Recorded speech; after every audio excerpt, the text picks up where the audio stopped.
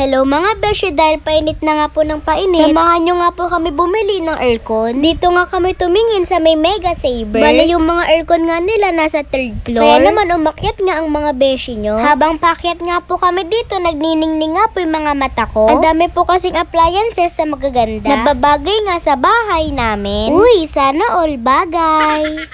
Carrier nga ang napili naming aircon mga beshi, 1.5 HP, inverter na nga din at split type aircon. Habang tinitingnan nga kung may stock, nag-ikot-ikot nga po muna ako sa mga rep. Ang gaganda nga po ng rep nila mga beshi. Tignan nyo nga yung itsura ng mukha ko. Yung rep po kasi na ginagamit namin sa bahay, pinaglumaan na nga po. Galing nga po yun sa tindahan namin, naipundar nga po yun ng lola ko bago nga siya mamatay. Wala pa nga daw pong stock, di-deliver na nga lang po sa amin sa isang araw. Alam niyo ba mga besh, yung pangarap ko nga pong rep yung dikatok? Di naman nga masamang mangarap. Sabi nga po nila, libre nga lang po mangarap. Parang itong aircon lang, pangarap ko nga lang po to dati. Ngayon nga, abot kamay ko na. Unti-unti na nga po natutupad yung mga pangarap ko mga beshi. Maraming salamat po sa walang sawang pagsuporta sa akin. Maglalambing lang po ako sa inyo, pa-subscribe nga po na YouTube channel ko. Doon po kasi ko active mga beshi. Wala na din po kasi ganong kitaan dito kay Meta. Napakababa na nga magbigay ng dollars. Kaya doon nga po ako nagpo-focus sa YouTube channel ko. Maraming salamat na nga po agad sa magsusubscribe mga beshi. Ginabi na nga kami, dito na nga kami kumain sa may sizzling plate. Kapag vlogger nga talaga, kapag mainit, subo agad mga beshi.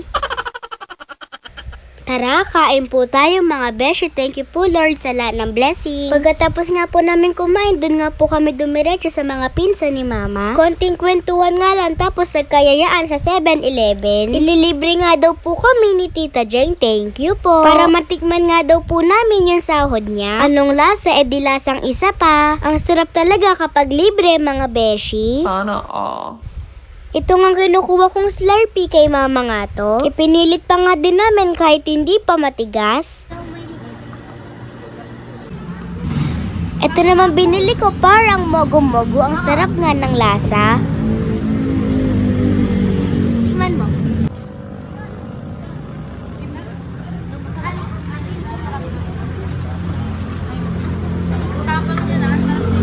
Dito naman nga kami dumiretso sa Osi. Bibili nga po kami ng pambaon ko mga beshi. Sumabay na nga po kami kila Tita Aya dahil bibili nga din po sila.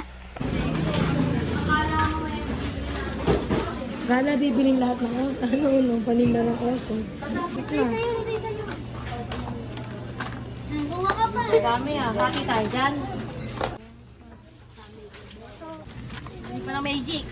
Akala mo nga talagang nanalo ko sa loto niyan nung makakita ko ng Coco Crunch.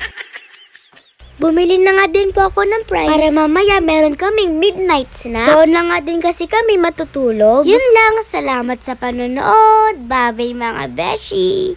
Pasensya na po at di na nga po talaga kaya ng boses ko.